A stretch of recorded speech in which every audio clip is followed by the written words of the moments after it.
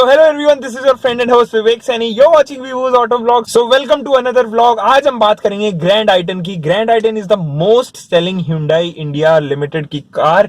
सबसे ज्यादा बिकने वाली Hyundai की गाड़ी है और अगर मैं स्पेसिफिकेशंस इसकी बात करूं तो सबसे ज्यादा practical, spacious, comfort and easy to use इसका यूनिक सेलिंग पॉइंट है. अगर इस गाड़ी की इंजन स्पेसिफिकेशन के बारे में, दो इंजन स्पेक्स में आती है. 1.2 लीटर का 4 सिलेंडर कप्पा सीरीज वीटी और डीजल इंजन की बात की जाए तो वो भी 1.2 लीटर का ही है. हालांकि वो 3 सिलेंडर है. एनीवे, लेट्स जस्ट सी कि पिछले साल इसके फेसलिफ्ट में क्या क्या हुआ था. लास्ट ईयर इसका फेसलिफ्ट आया था, हालांकि अब तो पुरानी हो चुकी है, दोबारा से फेसलिफ्ट मांग रही है. एनीवे, आज हम देखेंगे कि इसकी प्रैक्टिकलिटी कितनी है. क्या आप एक Hyundai ग्रैंड आइटन के लिए प्लान कर रहे हो तो this video specially made for you. Let's just check it out how it really crazes us. Let's start this video. नमस्कार दोस्तों, आप देख रहे हैं वीवूज ऑटो व्लॉग्स. सब्सक्राइब कीजिए मेरे चैनल को ताकि आप रहें ऑटोमोबाइल की दुनिया से अपडेट, और प्रेस कीजिए इस बेल आइकन को ताकि आप देख सकें मेरी वीडियो सबसे पहले. Whenever your heart is broken, don't ever forget you're golden. I will find a light in your soul, I'll be there. Never leaving you in the darkness, even when you're out of focus.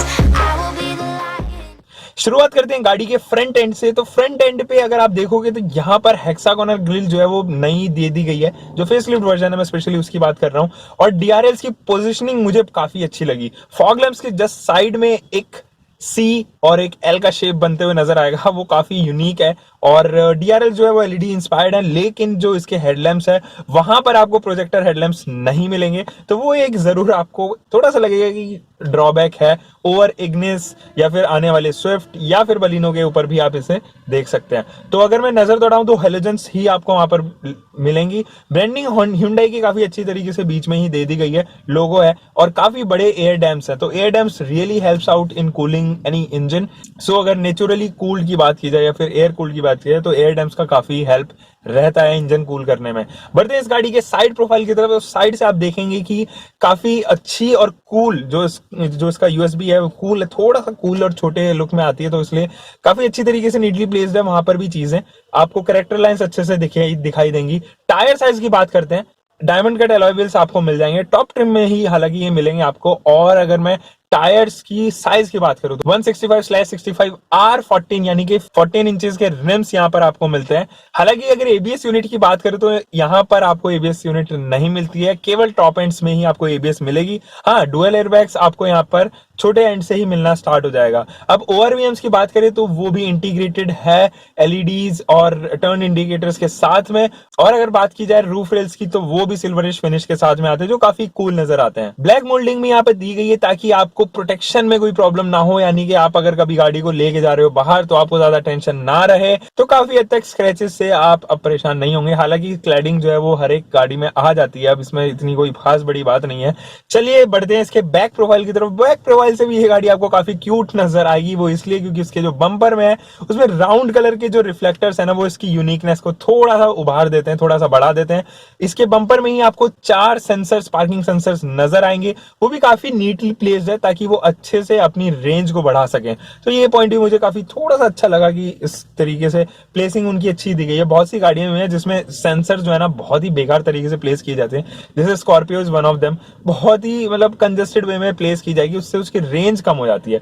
यहाँ पर अच्छी तरीके से placing तो है. गाड़ी के rear में ही आपको डिफॉगर्स और वाइपर्स नजर आएंगे, तो वो भी अच्छे तरीके से प्लेस्ड है. डिफॉगर्स तो हालांकि आपके विंडस्क्रीन पे मिलता है. वाइपर्स की जो मेरे को पोजिशनिंग और उसकी शेप लगी वो भी काफी अच्छी लगी. आपको छोटा सा एक स्पॉइलर नजर आएगा, टॉप एंड में मिल जाएगा आपको, हालांकि छोटे एंड में भी मिल जाता है. तो ये चीज मुझे बैक से तो स्पेशली बहुत क्यूट नजर आई ये गाड़ी. अब बढ़ते हैं गाड़ी के अंदर, और जैसे ही आप गाड़ी के अंदर पड़ोगे तो राइट साइड के फ्रंट पैनल पे आप देखोगे कि ओआरवीएम्स के कंट्रोल दिए गए हैं. अब इलेक्ट्रॉनिकली उन्हें एडजस्ट कर सकते हैं, लेफ्ट राइट पर स्विच कर सकते हैं. वो जॉयस्टिक मुझे काफी पसंद आई, छोटी सी, जिससे आप लेफ्ट और राइट में इंडिकेट कर सकते हैं ओआरवीएम्स को. और अगर मैं विंडोज की कंट्रोल्स की बात करूं तो वो भी वहीं पर मेंशन्ड है. बढ़ते थोड़ा थोड़ा सा गाड़ी के अंदर तो हाइट एडजस्टेबल आपको यहाँ पर मिल जाता है। अब जो हाइट एडजस्टेबल के साथ में 6 वे एडजस्टेबल सीट आती है ये। अब थोड़ा सा स्टीयरिंग की बात कर लेते हैं, तो स्टीयरिंग मेरे को थोड़ा सा अट्रैक्टिव लगा और इस प्राइस पॉइंट में मुझे थोड़ा अच्छा लगा, इसका स्टीयरिंग जरूर मेरे को अट्रैक्ट किया। और उसमें थंब इंप्रेशन दिए गए हैं ताकि आपकी जो ग्रिप है वो इजीली बने रहे गाड़ी के ऊपर, गाड़ी के स्टीयरिंग के ऊपर। और माउंट्स की बात कर लेते हैं, तो लेफ्ट साइड में आपको इंफोटेनमेंट सिस्टम रिलेटेड सारे माउंट्स मिलेंगे, जहां पर कि आपको वॉल्यूम प्लस माइनस या फिर ट्रैक चेंज, डिफरेंट मोड्स, और नीचे आप थोड़ा सा नजर दौड़ाओगे तो वहां पर कॉल पिक एंड ड्रॉप की फैसिलिटी भी यहाँ पर दे दी गई है। ब्लूटूथ से आप इजीली इसको कनेक्ट कर सकते हैं। राइट साइड में दिए गए इंस्ट्रूमेंटल क्लस्टर से रिलेटेड कंट्रोल्स, जिससे आप MID की कंट्रोल्स भी यहां से सेट कर सकते हैं। अभी MID की बात हुई तो इंस्ट्रूमेंटल क्लस्टर को कैसे भूला जा सकता है। इंस्ट्रूमेंटल क्लस्टर इस गाड़ी के काफी सोबर है और काफी जेंटल आपको लगेगा, बहुत सिंपल वे में उसे डिजाइन किया गया है, ज्यादा आप इतना उससे महसूस नहीं कर सकते हो। हाँ, अगर जो आप स्पीडोमीटर की बात करेंगे तो वो काफी बड़ा स्पीडोमीटर यहाँ पे दिया गया है। लेफ्ट साइड में आपको RPM मीटर मिल जाएगा, यानी कि टैकोमीटर भी यहाँ पर इजिली आप रीड कर सकते हैं।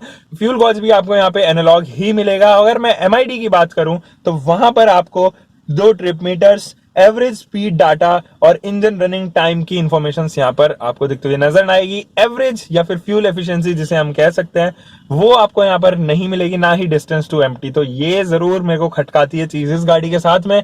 अब बढ़ते हैं गाड़ी के सेंटर कंसोल की तरफ। तो सेंटर कंसोल पे जब आप नजर दौड़ाएंगे तो आपको काफी चीजें नीटली प्लेस नजर आएंगी। AC के वेंट्स अच्छे तरीके से दिए गए हैं, इंडिविजुअली उनके कंट्रोल्स भी हैं। IRVM अच्छी तरीके से प्लेस्ड है, हालांकि वो आपको मैनुअल ही मिलता है, आपको ऑटोमेटिक IRVM यहाँ पर नहीं मिलेगा। अब आती है गाड़ी के इंफोटेनमेंट सिस्टम से रिलेटेड चीजें। सेंटर कंसोल पे जो प्रेजेंट इंफोटेनमेंट सिस्टम है वो 7 इंच का इंफोटेनमेंट सिस्टम है, टच स्क्रीन है और Apple CarPlay and Android auto के साथ में आता है। साथ ही यहाँ पर मिरर लिंक की फैसिलिटी भी आपको मिल जाती है। This system also supports navigation and voice command, तो फिर ये चीज भी आप यहाँ पर महसूस करना ना भूलें। ऑटोमेटिक क्लाइमेट कंट्रोल की बात करते हैं, यानी कि सेंटर कंसोल पे थोड़ा सा नीचे आते हैं और वहां पर आपको ऑटोमेटिक क्लाइमेट कंट्रोल के स्विचेस नजर आएंगे। वॉल्यूम प्लस माइनस, ब्लोअर की वॉल्यूम किस तरीके से आपको करनी है, टेम्परेचर गॉज नजर आएगा जिससे आप इंक्रीज और डिक्रीज कर सकते हैं टेम्परेचर को, गाड़ी के अंदर को, और काफी सारे स्विचेस नजर आएंगे, यानी कि मोड्स नजर आएंगे, डिफॉगर के, फ्रंट डिफॉगर, रियर डिफॉगर के। यहीं से आप अच्छी तरीके से कंट्रोल कर सकते हैं। मेरे को एक चीज अच्छी लगी, उनकी प्लेसिंग बहुत अच्छी तरीके से प्लेस्ड है वो सब, और आपको ज्यादा प्रॉब्लम नहीं होगी यूज करने में क्योंकि इजी टू यूज है, जो इसका USP है इस गाड़ी का।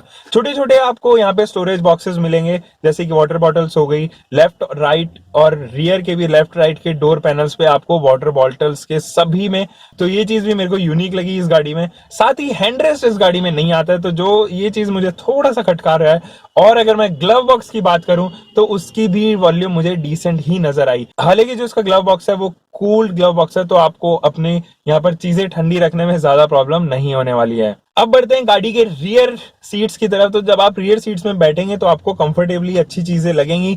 अंडर थाई सपोर्ट इस गाड़ी का काफी अच्छा लगा मुझे। और अगर मैं बात करूं उसके हेड रूम की और लेग रूम, शोल्डर रूम की, तो वो मुझे तीनों ही डिसेंट नजर आए। शोल्डर रूम थोड़ा सा मैं कम जरूर कहूंगा, लेकिन आपको हेड रूम के साथ में थोड़ी ज्यादा समस्या नहीं होगी। लेग रूम भी काफी एम्पल है, एडिक्वेट है।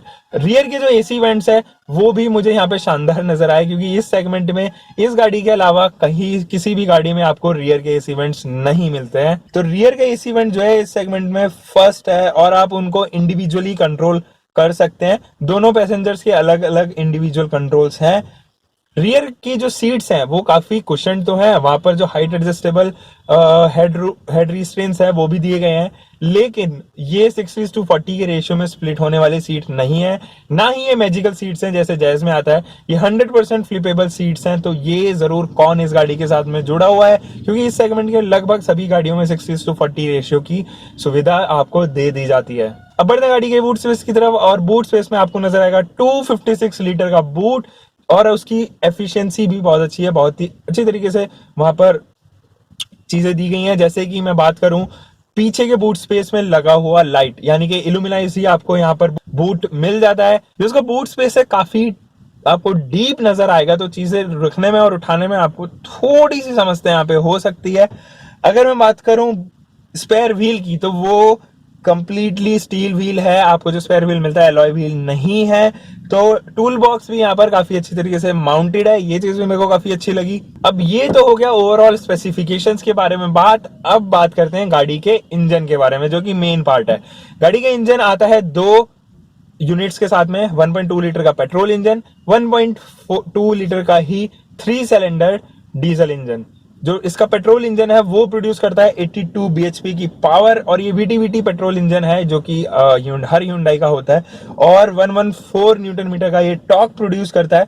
This engine is offered with 2 transmission, a five speed manual transmission and a four speed automatic transmission. जबकि इसके एफिशिएंसी की बात करें तो Hyundai क्लेम करता है कि इसकी एफिशिएंसी है 19.77 किलोमीटर पर लीटर, और ऑटोमेटिक ट्रिम की एफिशिएंसी है 17.49 किलोमीटर पर लीटर। अब डीजल इंजन की बात की जाए तो 1.2 लीटर का डीजल इंजन है, 3 सिलेंडर वो इंजन है, और वो प्रोड्यूस करता है 74 bhp की पावर, 4000 आरपीएम पे एंड 190 न्यूटन मीटर का टॉर्क, 2250 आरपीएम पे। The engine is available with five-speed manual transmission, यानी कि यहाँ पर आपको कोई भी ऑटोमेटिक ट्रांसमिशन नहीं मिलता है।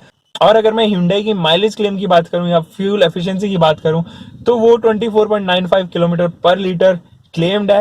रियल वर्ल्ड में ये वैल्यू मेरे ख्याल से 19 से 20 के करीब आनी चाहिए। तो ये तो था एक छोटा सा रिव्यू इसके फीचर्स के बारे में, इस गाड़ी की कैसी है ये, कैसी इसकी बूट स्पेस है, कैसे इंटीरियर्स दिए गए हैं।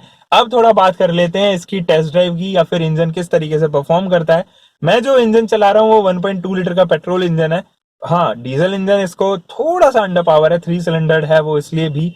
और अगर मैं बात करूं पेट्रोल इंजन की तो चलिए देखते हैं, आप खुद ही महसूस कीजिए कि किस तरीके से मैंने इसकी रिपोर्ट जनरेट की है। चलिए करते हैं स्टार्ट।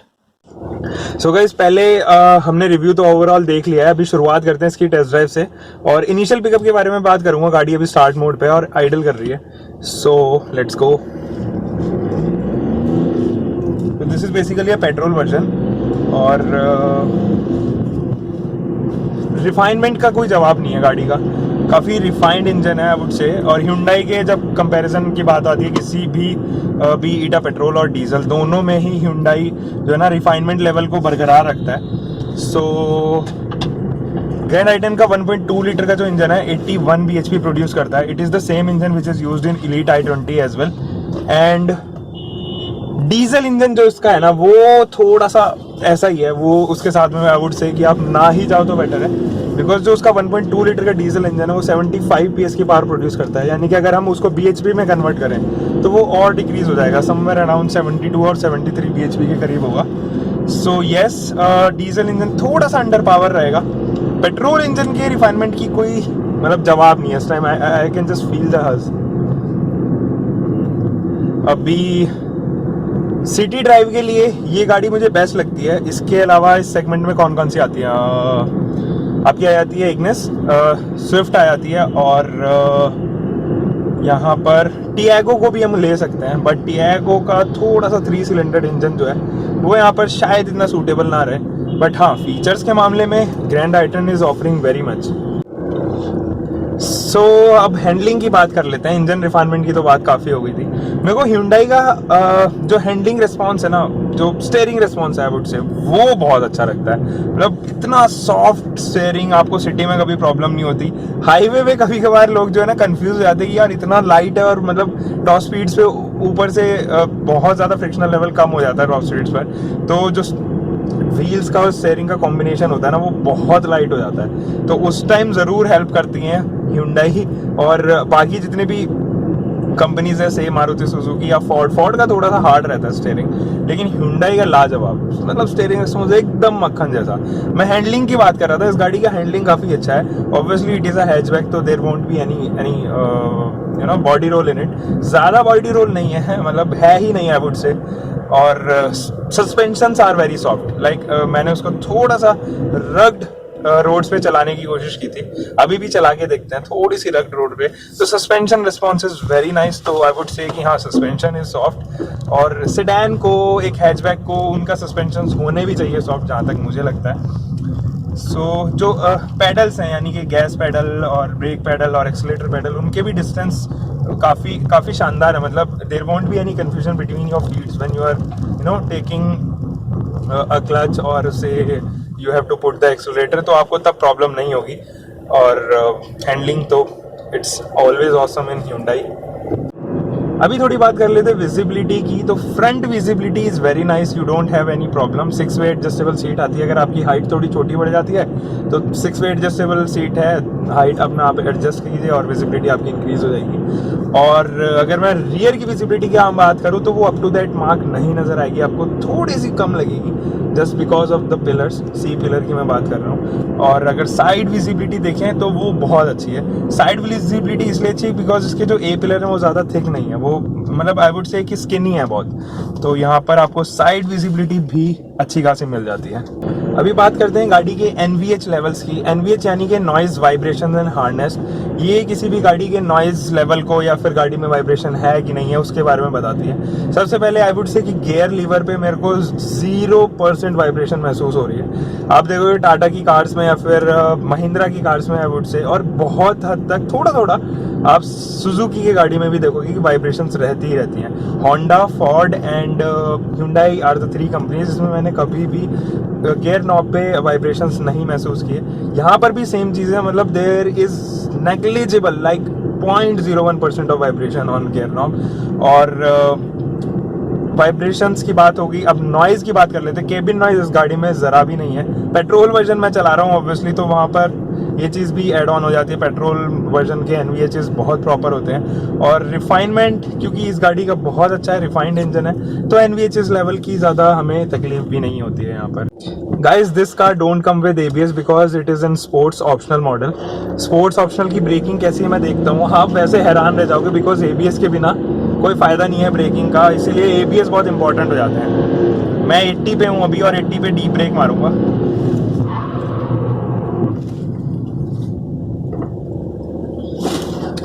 व्हील्स प्रॉपरली लॉक हो गए बिकॉज ABS नहीं था और गाड़ी स्किड होने लगी। फाइनली मुझे अपने ब्रेक्स से ब्रेक लीवर से अपना पैर हटाना पड़ा, और वो केवल इसलिए क्योंकि इसमें ABS नहीं है। इसीलिए 2018 अप्रैल से ABS और एयरबैग्स आई गेस वो हो जाएंगे मैंडेटरी, क्योंकि बहुत इंपॉर्टेंट है ABS होना किसी भी गाड़ी में। आज ABS की इंपॉर्टेंस का भी पता चल गया फाइनली। अच्छा, यू टर्न मैं मार रहा हूँ तो इसका टर्निंग रेडियस के बारे में बात कर लेते हैं, हालांकि शॉर्ट है टर्निंग रेडियस। सो गाइज ये तो था एक टेस्ट ड्राइव और कंप्लीट रिव्यू इस गाड़ी का, ग्रैंड i10। आई होप आपको पसंद आया होगा। सो गाइज ये तो था एक complete review Hyundai grand i10 का। अगर आपको ये वीडियो पसंद आई तो please don't forget to hit the like button, subscribe कर लीजिए मेरे चैनल को। कुछ भी क्वेरी होती है तो please do feel free to comment in the comment section, मैं आपकी पूरी कोशिश करूंगा क्वेरी सॉल्व करने की। हाँ, please don't forget to follow me on Instagram as well, वहां पर भी मैं क्वेरी सेशन चलाता हूं। Until for the next time, bye bye, take care and keep loving your car.